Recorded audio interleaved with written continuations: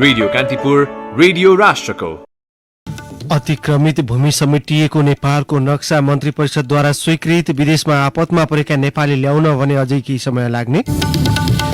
बाँकेमा आज एकै दिन 47 जनामा कोरोना संक्रमण पुष्टि, संक्रमितको संख्या 357 पुग्यो। खोटाङमा पनि एक युवामा कोरोना संक्रमण पुष्टि। सरकारको नीति तथा कार्यक्रम परम्परागत ढाँचाकै भएको सत्तारूढ दलकै सांसदहरूको आरोप, कोरोना संक्रमण रोकथाम तथा नियन्त्रणमा सरकारी कदम प्रभावहीन। कोरोना संक्रमणका कारण विश्व अर्थतन्त्रमा 5.8% को संकोचन आउन सक्ने IMF को प्रक्षेपण अन्तिम प्रतिवेदन जुनमा आउँदै। र सरकारद्वारा 13औं दक्षिण एसियाली खेलकुद सागका पदक विजेता खेलाडीका प्रशिक्षकलाई पनि पुरस्कार वितरण, 1,86,00,000 रुपियाँ रकम बैंकमा जम्मा। नमस्कार, कान्तिपुर डायरीका साथमा साथी सुरज र म अनिल। समाचार अब विस्तारमा। सरकारले भारतले मिचेको भूमि लिम्पियाधुरा, लिपुलेक र कालापानीलाई समावेश गरेर तयार पारेको नयाँ नक्सा स्वीकृत गरेको छ। भूमि व्यवस्था, सहकारी तथा गरिबी निवारण मन्त्रालयले तयार पारेको नयाँ नक्सालाई मन्त्री परिषदको बैठकले स्वीकृत गरेको हो। बालुवाटार स्थित प्रधानमन्त्री निवासमा साँझ 6 बजे बसेको मन्त्री परिषद बैठकमा भूमि व्यवस्था मन्त्री पद्मा अर्यालले नयाँ नक्सा प्रस्तुत गर्नुभएको थियो। नयाँ नक्सामा भारतले अतिक्रमण गरेको भूमि लिपुलेक, कालापानी र लिम्पियाधुरालाई समावेश गरिएको मन्त्रीले जानकारी दिए। मन्त्री परिषद स्रोतका अनुसार आज पारित भएको नेपालको नक्सा अब छपाईका लागि प्रेसमा जाने र केही दिनमै सार्वजनिक गर्ने सरकारको तयारी छ। यसैबीचमा विदेशमा अलपत्र परेका नेपालीलाई ल्याउने सम्बन्धमा भने मन्त्री परिषद बैठकले कुनै निर्णय गरेको छैन। मन्त्री परिषदमा सो विषय छलफल भए पनि परराष्ट्र मन्त्री प्रदीप कुमार गेवालीले थप गृह कार्य गर्न आवश्यक भएको भन्दै समय मागेपछि आज कुनै निर्णय हुन नसकेको हो। विदेशमा रहेका नेपालीको अवस्थाबारे तथ्याङ्क र स्वदेशमा ल्याएपछि क्वारेन्टाइन लगायत व्यवस्थापन गर्नुपर्ने भएकाले तत्काल कुनै निर्णय नभएको मन्त्री परिषद स्रोतले जनाएको छ।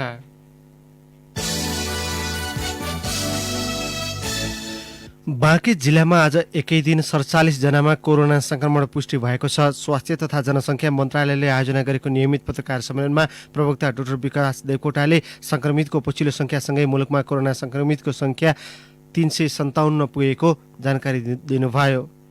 आज बाँके जिल्लामा 46 जना पुरुषहरू र 1 जना महिला गरी कुल 47 जना कोभिड-19 पोजिटिभ पहिचान भएको छ। यो भेरी अस्पतालको प्रयोगशालामा परीक्षण गर्दा पोजिटिभ पाइएको हो। त्यसै गरी मोरङ विराटनगर स्थित प्रादेशिक प्रयोगशालामा मोरङका 1 जना पुरुष, त्यसै गरी भैरवाको प्रयोगशालामा गुल्मीका 41 वर्षीय पुरुष, त्यसै गरी धुलीखेल अस्पतालको प्रयोगशालामा धनुषाका 1 जना, रौतहटका 1 जना, दाङका 1 जना र धादिङका 1 जना गरी जम्मा 4 जना पुरुषहरू थप कोभिड-19 पोजिटिभ देखिनु भएको छ। उहाँहरू सबै 18 वर्षदेखि 46 वर्ष उमेर समूहका हुनुहुन्छ। यसअघि रौतहटका 8 र 12 का 1 गरी आज बिहान 9 जनामा कोरोना संक्रमण पुष्टि भएको थियो। केही दिनअघि 22 वटा जिल्लामा सीमित रहेको कोरोना संक्रमण 31 वटा जिल्लामा फैलिसकेको छ। मन्त्रालयका प्रवक्ता देवकोटाले विभिन्न ठाउँमा गरिएका परीक्षणमा 31 वटा जिल्लाका मानिसलाई कोरोना संक्रमणको पुष्टि भएको उल्लेख गर्नुभयो। प्रदेश नम्बर 1 मा 40, प्रदेश नम्बर 2 मा 132, बागमती प्रदेशमा 18 एक मृत्युसहित, गण्डकी प्रदेशमा 3, प्रदेश नम्बर 5 मा 159 एक मृत्युसहित र सुदूरपश्चिम प्रदेशमा 5 जना गरी कुल 357 जना हालसम्म संक्रमित हुनुहुन्छ। कोरोना संक्रमण महिलाको तुलनामा पुरुषमा बढी देखिएको छ। 298 जना पुरुष र 59 जना महिला संक्रमित भएका छन्। मन्त्रालयका अनुसार 69,560 जनामा RDT परीक्षण गरिएको छ। यस्तै 30,723 जनामा PCR परीक्षण गरिएको मन्त्रालयले जनाएको छ। क्वारेन्टाइनमा 20,090 जना रहेका छन् भने काठमाडौँ लगायतका मुलुकका विभिन्न स्थानमा राखिएको आइसोलेसनमा 412 जना रहेको मन्त्रालयले जनाएको छ।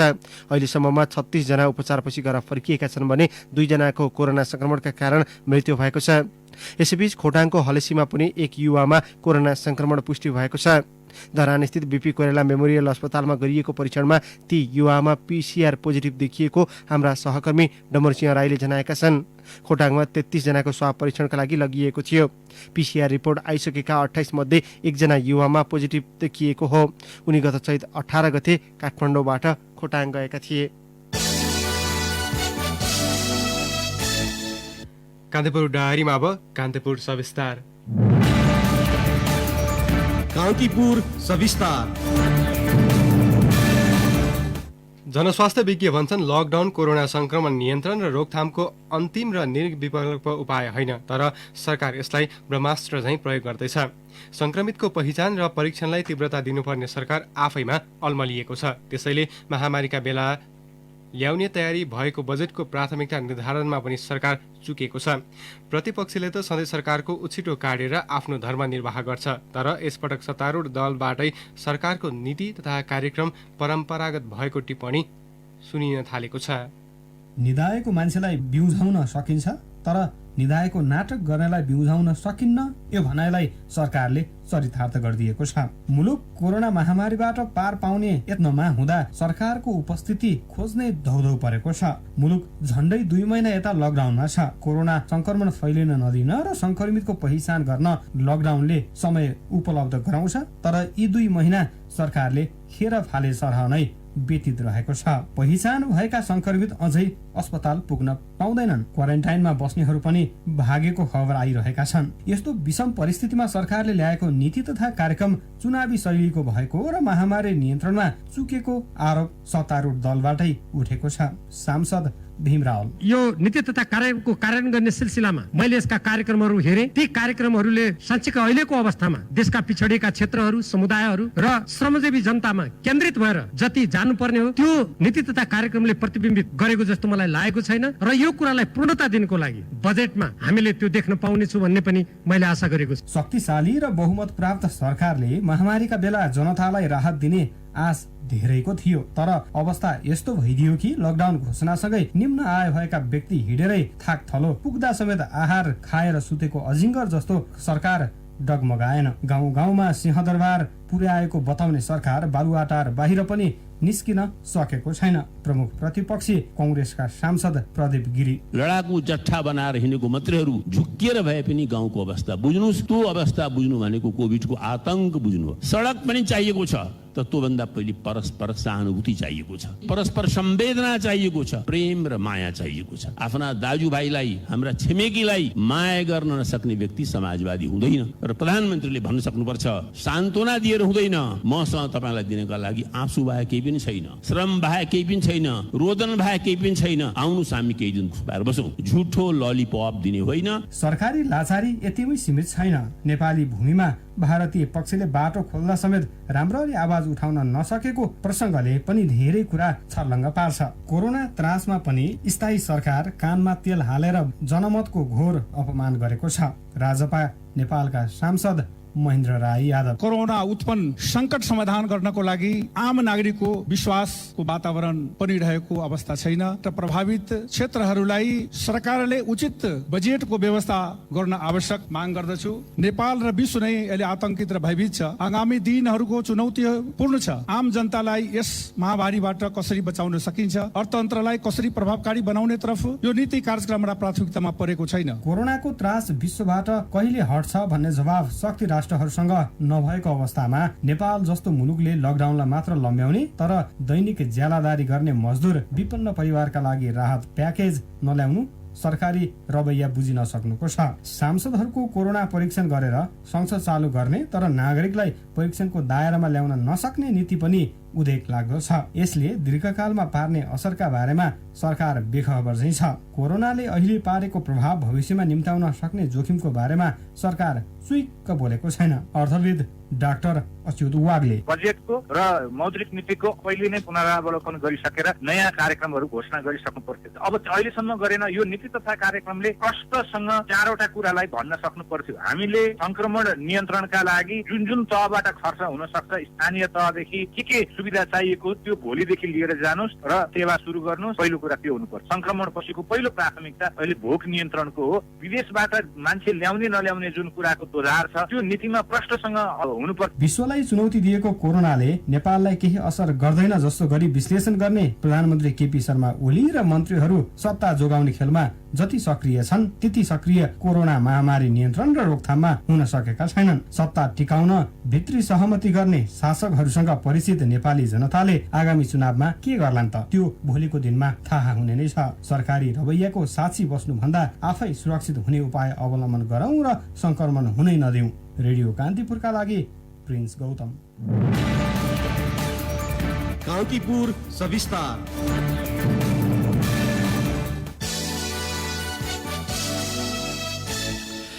आगामी आर्थिक वर्षको नीति तथा कार्यक्रममा सरकार तथा एमसीसी बीचको भएको सम्झौतामा उल्लेखित विद्युत प्रसारण लाइन सम्बन्धी योजना समावेश भएको भन्दै सत्तारूढ नेकपाका वरिष्ठ नेता झलनाथ खनाल र स्थायी कमिटी सदस्य भीम रावलले आपत्ति जनाउनु भएको छ।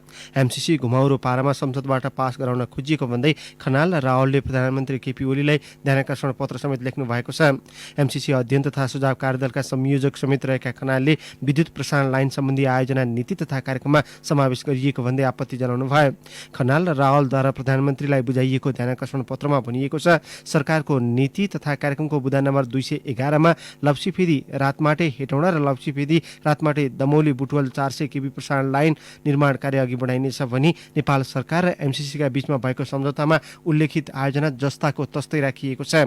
यसले प्रतिनिधि सभामा अनुमोदनको लागि नेपाल सरकारले पेश गरेको सो सम्झौताका सम्बन्धमा पार्टीको मार्गनिर्देशन अनुसार हुनुपर्ने केन्द्रीय कमिटिको निर्देशन विपरीत हुन लागेको त होइन भन्ने आशंका समेत जन्माएको छ। नीति तथा कार्यक्रममा यी विषय समेटिए लगत्तै रावलले संसदमा समेत विरोध गर्नुभएको थियो। कान्तिपुर डायरीमा अब ब्रेकको पालो। अब बाँकी प्रसङ्ग। प्रमुख प्रतिपक्षी नेपाली कांग्रेसका सांसद शशाङ्क कोइरालाले कृषिमा आत्मनिर्भर हुने गरी नयाँ योजना ल्याउन सरकारसँग आग्रह गर्नुभएको छ। सरकारले संसदमा प्रस्तुत गरेको आगामी आर्थिक वर्षको नीति तथा कार्यक्रममाथि प्रतिनिधि सभाको आजको छलफलमा उहाँले मुलुकमा भोकमरी आउन नदिन कृषि क्षेत्रमा ठूलो लगानीको आवश्यकता रहेको बताउनुभयो। कृषिमा थप लगानी सहित बिउ बिजन र मलको उचित व्यवस्थापन गर्न समेत उहाँले सरकारसँग आग्रह गर्नुभएको छ। सरकारले कृषिलाई पहिलो प्राथमिकतामा राखेर कार्यक्रम ल्याउनु पर्नेमा विगतमा नतिजा दिन नसकेका र कार्यकर्ता पोस्ने योजनाका रूपमा प्रधानमन्त्री रोजगार कार्यक्रमलाई निरन्तरता दिनु दुःखद भएको उहाँले बताउनुभयो। कृषिजन्य वस्तुहरूको आयात रोक्न नसक्नुले सरकारको कार्य क्षमता र व्यवस्थापनमा प्रश्न चिन्ह उठेको छ। पहिलो प्राथमिकता कृषिलाई राखेर उपयुक्त कार्यक्रम ल्याउनु पर्नेमा विगतमा नतिजा दिन नसकेका कार्यकर्ता पोस्ने योजनाको रूपमा रहेको प्रधानमन्त्री कृषि आधुनिकीकरण परियोजना जस्ता कार्यक्रमलाई निरन्तरता दिनु अत्यन्त दुर्भाग्यपूर्ण छ। जनता समाजवादीका सांसद महेन्द्र राय यादवले कृषि क्षेत्र सरकारको प्राथमिकतामा पर्न नसकेका कारण अर्बौं रुपैयाँ बराबरका खाद्यान्न आयात गर्न बाध्य भएको बताउनुभयो। कृषिमा आत्मनिर्भर बन्न वैज्ञानिक भूनीति आवश्यक भएको उहाँको भनाइ छ। सरकारले नै कृषिको कहिले प्राथमिकता परेको छैन। कृषि उत्पादन गर्न सहुलियत, ऋण र अनुदानको आवश्यक छ। उन्नत बिउ र बिजन, मल, खाद र किसानले मूल्य निर्धारण गर्ने, सरकारले खरिद गर्नुपर्ने उत्पादनको वस्तुहरूको उचित व्यवस्थापन गर्न आवश्यक छ। चावल, दाल, फलफूल, तरकारी अरबौं खरबौं रुपियाँ आयात भइरहेको छ। यो सरकारले कृषि नीतिमा यो मलाई लाग्छ कि 51 सालदेखि अहिलेसम्म 30% भन्दा बजेट छुट्याएको छैन। अहिले म माग गर्न चाहन्छु उत्पादनको लागि र आत्मनिर्भरको लागि सरकारले 10 देखि 15% बजेट कृषिमा छुट्याउनु पर्छ। सभामुख महोदय, नेकपाका सांसद शेरबहादुर तामाङले कृषि क्षेत्र नीति तथा कार्यक्रमको प्राथमिकतामा पर्न नसकेको बताउनुभयो। कृषिको प्राथमिकताको कुरा गर्दा अहिले हामी रोजगारीसँग पनि जोड्छौँ। गत आर्थिक वर्षमा हामीले 2 खरब 18 अरबको खाद्यान्न किनेर खाएका छौँ। पैसा हामीसँग रहेछ, त्यत्रो रकम हामीले विदेशमा पठाइसकेछौँ, खाद्यान्नको लागि पठाएका छौँ। गत आर्थिक वर्षमा हामीले नीति तथा कार्यक्रममै भनेका थियौँ चालु आर्थिक वर्षमा 5 लाख रोजगारी सिर्जना गर्ने भन्ने वाक्य छ, तर कति रोजगारी सिर्जना भयो कहीँ उल्लेख छैन। बोलेर मात्र हुँदैन, रोजगारी सिर्जना गर्नै पर्दछ। त्यसैले विदेशमा काम गरेर फर्किनेहरू अब स्वदेशमा आउने छन् र उनीहरूको लागि रोजगारी सिर्जना गर्ने हो भने कृषि नै पहिलो प्राथमिकता हो। कांग्रेस सांसद ज्ञानेन्द्र बहादुर कार्कीले न्यून आय भएका किसान र रोजगारी गुमाएकाहरूलाई महिनाको 5000 रुपैयाँ उपलब्ध गराउन सरकार समक्ष प्रस्ताव गर्नुभयो। यो सरकारले काम गुमाएका मजदुरहरूलाई, श्रमिकहरूलाई र समाजको सबभन्दा तल्लो पत्रमा रहेका किसानहरूलाई, विपन्न किसानहरूलाई म यहाँ प्रस्ताव गर्न चाहन्छु। सरकारलाई 3 महिनाको 5000 को दरले 15000 रुपियाँ सरकारले दियोस् र उनीहरूलाई जीवन सहज हुनका निमित्त सरकारले यो भूमिका निर्वाह गरोस्। बजेट ल्याउने क्रममा वर्तमान नेपालको यथार्थलाई ध्यान दिन पनि कार्कीले सरकारलाई सुझाव दिनु भएको छ।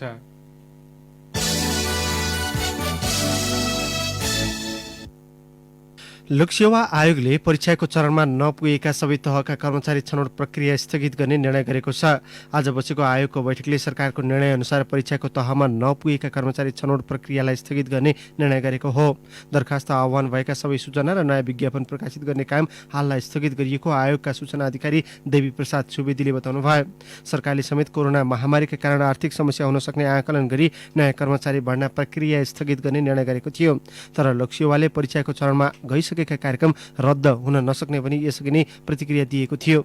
आयोगको निर्णयपछि जारी गरिएको विज्ञप्तिमा भनिएको छ, दरखास्त सङ्कलन भइसकेका तर कुनै पनि चरणको परीक्षा कार्यक्रम सञ्चालन नभएका विज्ञापनका हकमा नेपाल सरकारबाट अर्को निर्णय भइ नआएसम्मका लागि परीक्षा कार्यक्रम स्थगित भएको छ। यो निर्णयपछि सार्वजनिक सेवामा प्रवेशका लागि तयारी गरेर बसेका सयौं परीक्षार्थी प्रभावित भएका छन्। प्रदेश 5 को सिमानामा जोडिएका र नजिक रहेका पर्वतको पैयुँ गाउँपालिका र बिहादी गाउँपालिकामा कोरोना संक्रमितहरू प्रवेश गर्न सक्ने खतरा रहेपछि नाकामा कडाई गर्न थालिएको छ। बुटवलसँग बढी ओहोर दोहोर हुने बिहादी र पैयुँमा संक्रमित व्यक्तिहरू आउन सक्ने भएकाले नाकामा विशेष सतर्कता अपनाउन थालिएको हो। बुटवल नजिकै भएकाले भारतबाट र रूपन्देही कपिलवस्तु नवलपरासीबाट शंकास्पद मानिसहरू आउन सक्ने भएकाले फेरि गाउँमा आउने नयाँ मान्छेहरूको विवरण संकलन गर्न गाउँपालिकाहरू जुटेका छन्। अहिलेसम्म बिहादी गाउँपालिकामा नयाँ मानिसहरू प्रवेश नगरेको जनाइएको छ। कतिपय बुटवलबाट समेत मानिसहरू हिँडेर गाउँसम्म आउन सक्ने भएकाले नयाँ मानिस कोही आएमा विशेष निगरानी गर्न थालिएको बिहादी गाउँपालिकाका अध्यक्ष कमल प्रसाद भुषालले बताउनु भएको छ।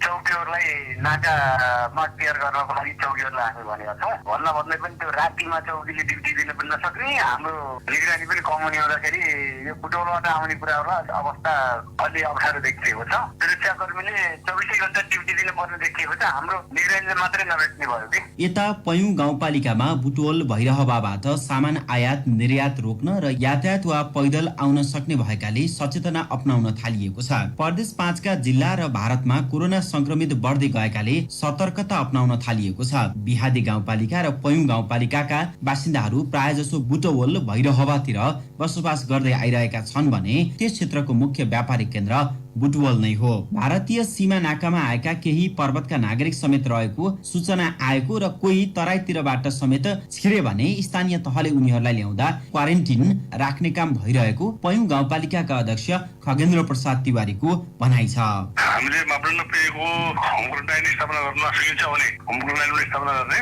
र वारवारमा टोटलमा क्वारेन्टाइन व्यवस्था गरेर मान्छे साफ हेरेर व्यवस्थित रूपले गुणस्तरीय क्वारेन्टाइनमा राख्ने व्यवस्था मिलाउने भनेर हाम्रो आउन छ। अहिलेसम्म आत्तिहाल्नुपर्ने अवस्था नरहेको पालिकाले बताए पनि सबैजनालाई आफ्नो टोलमा कोही नयाँ मान्छे आयो भने जानकारी दिन गाउँवासीलाई अनुरोध गरिएको छ। तर देशका अन्य जिल्लाहरूमा संक्रमितको संख्या बढ्ने क्रममा छ। दिउँसोको तुलनामा रातारात जिल्ला भित्रिने क्रम रहेको हुँदा नाकाको सुरक्षामा रात दिन सुरक्षा दिन आवश्यक देखिन्छ। रेडियो कान्तिपुरका लागि रामकृष्ण लामिछाने, पर्वत।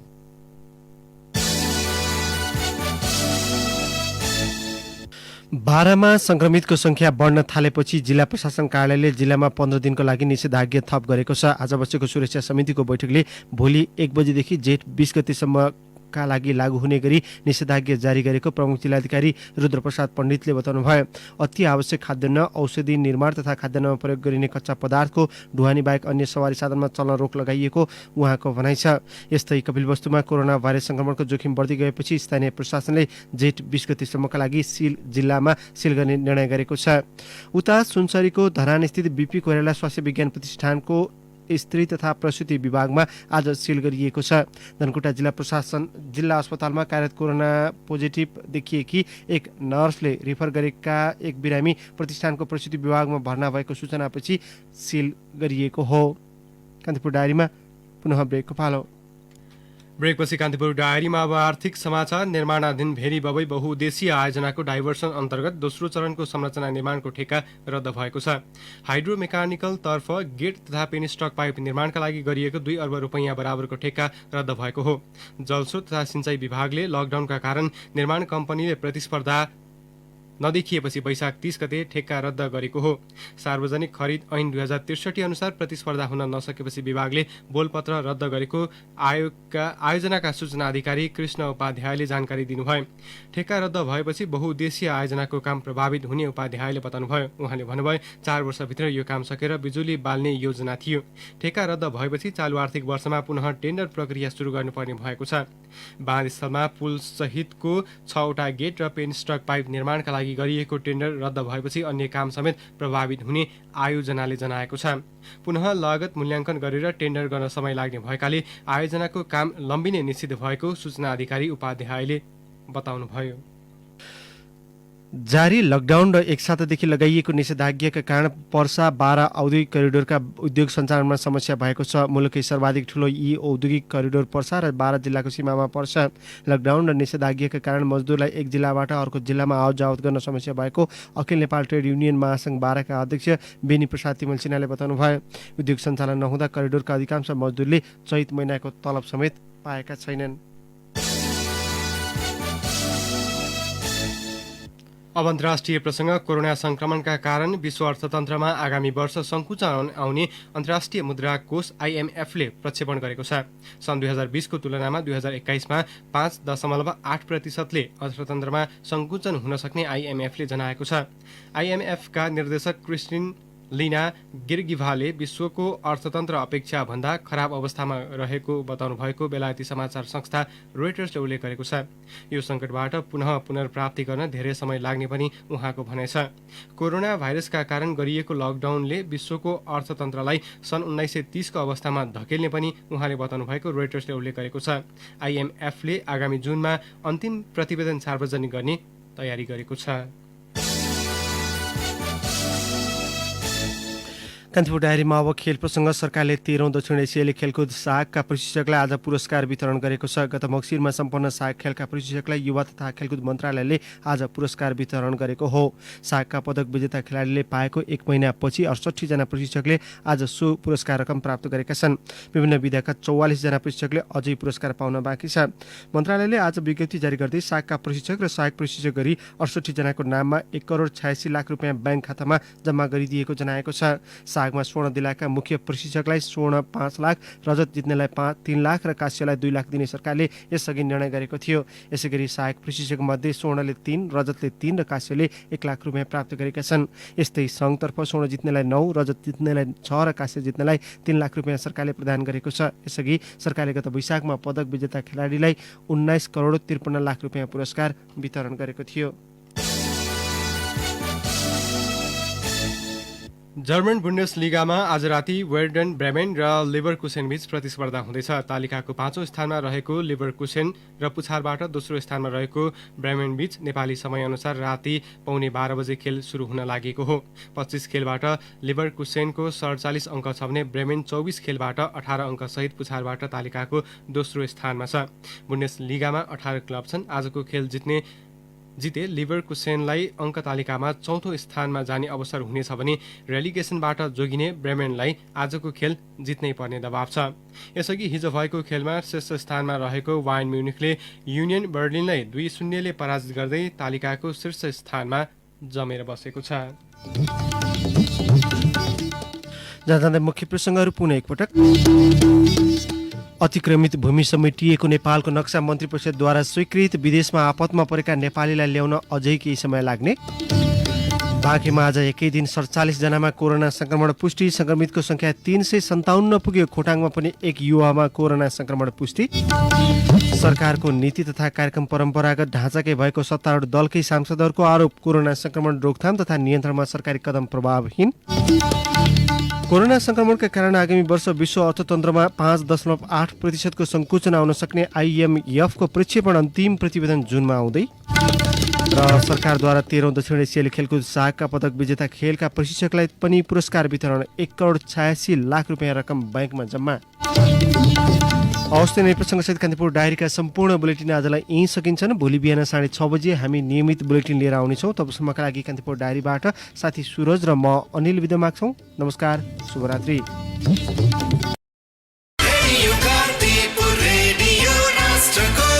सूचना र मनोरञ्जनको संवाहक रेडियो राष्ट्रको रेडियो कान्तिपुर।